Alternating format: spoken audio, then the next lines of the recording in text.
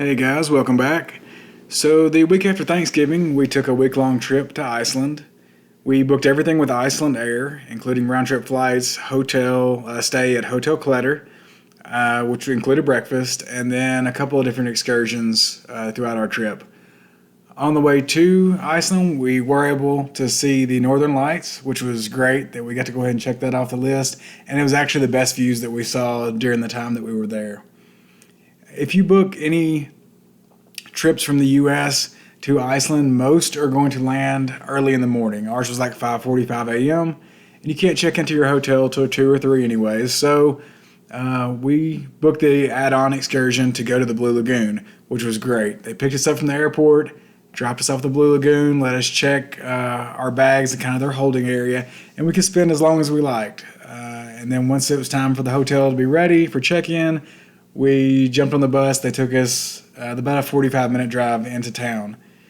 Like I said, Hotel Kletter is where we stayed. Great central location. Basically, if you're going to stay in downtown Reykjavik, you want to be 10, 15-minute walk from the main church in the main square. If you do that, you won't need any taxis or anything else. You can just walk to everything in the city.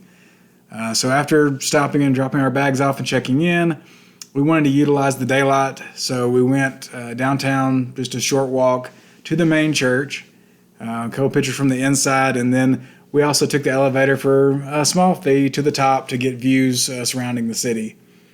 We had to maximize our daylight because the time that we were there, the sun would rise at like 10:45 in the morning, and it would be setting at 3:45 in the afternoon. So we had very minimal daylight during our trip, so we tried to maximize it the most we could.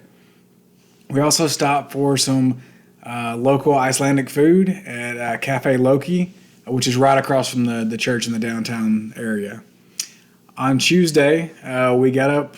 It looks early. It's actually about 9:30 in the morning right now with the light outside, and did a stroll along the coastline in Reykjavik, the kind of northern coastline of the city, to go to one of the Northern Lights museums that was included with our package, and then we walked back as the sun had started to come up a little more along the coastline back to the hotel. Now, we were supposed to go to a Northern Lights tour that night, but because of the weather, it was canceled, so we bumped it to the next night. So on Wednesday, we did our Golden Circle tour. And this is probably the most popular tour that is advertised that people want to book. There's a lot of different options, a lot of different companies that do this tour, and it's basically the same with any group, so you really can't go wrong. So this included a stop at the geysers. The main geyser was inactive while we were there, but they did have a smaller one that was active. We get to kind of see that. That was unique. We did the pictures previously. We did stop at a local tomato farm. They kind of did that to kind of kill some of the time while it was still dark outside before the sun came up. And then the other two on this Golden Circle attraction is the Gullfoss waterfall, massive waterfall. You can hike kind of all the way up to the rim of it if you don't mind getting wet. With all the wind in that area, it's kind of a risk. It wasn't worth the risk to us, so we kind of stayed further back from it. And then the third stop, which is a major stop on the Golden Circle tour, is the national park between the two tectonic plates. So this is the plates where the North American plate and the Eurasia plate meet. You can actually go snorkeling in some of the water in between the two plates. A little too cold for us. We didn't want to do that, but you can actually kind of hike and go see it at least. It was worth it, even though the weather was bad. So for the Northern Lights tour that we were supposed to do Tuesday night, got bumped to Wednesday. These are the pictures from it. And as you can see, very light. The views from the plane were actually a lot better. The important thing to know is you're not going to see much of it without your camera. We can't really see much with a naked eye, so your camera is going to be what's going to allow you to see the green lights even more. On Thursday, we decided to go Icelandic horseback riding, which was an amazing trip. It was very cold, but really, really nice. After kind of our morning trip on horseback riding, we decided to go back downtown again, and we wanted to get some pictures of the downtown area at night, along with the church, which of course they lit up this time of year. And it was just enjoying the shopping, the markets, looking for souvenirs, just kind of enjoying the night we had, because Friday was probably going to be our longest day. That was the South Shore tour. We did not book this originally. We kind of left Friday open, but we're glad we did, because this was probably our favorite tour of the entire trip. We got to see the glaciers that are in the south area, including the volcanoes and the volcanic rock. We got to see the black sand beach, which was beautiful. It looked like we hit a lot of perfect sunset pictures, but you have to remember, with the way the sun is there, it's sunset for like an hour and a half. So we're constantly in this sunset area, and we're getting a lot of good pictures. So after the glaciers, we did the black sand beach, stopped at 2 different sides of the beach to get pictures, and then we saw a couple waterfalls at the end of the day.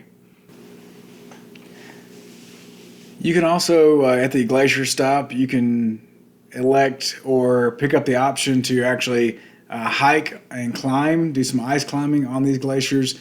We've had a lot of experience with glaciers in our past, so we really didn't do the option. We just wanted to kind of walk around and see the beautiful area.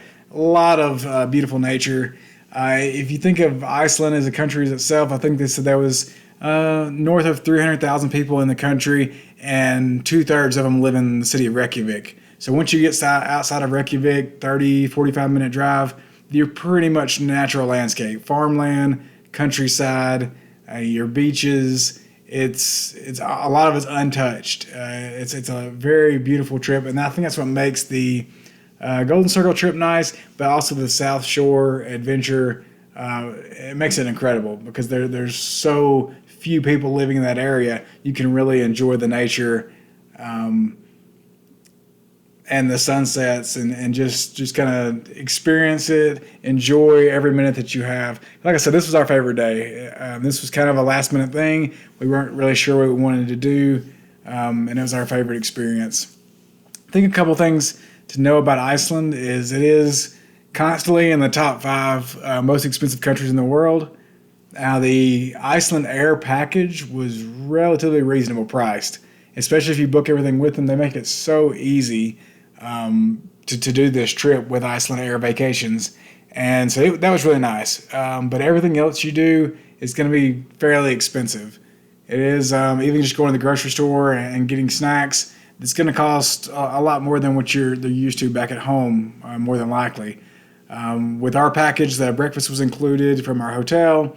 We kind of had snacks and everything to eat that we got at the grocery store for like our lunches, and then we went out every night to like a different restaurant just to try the different foods, and it was worth the money. But just don't be shocked by the prices when you go out to eat. One last look at the Northern Lights before we end this video.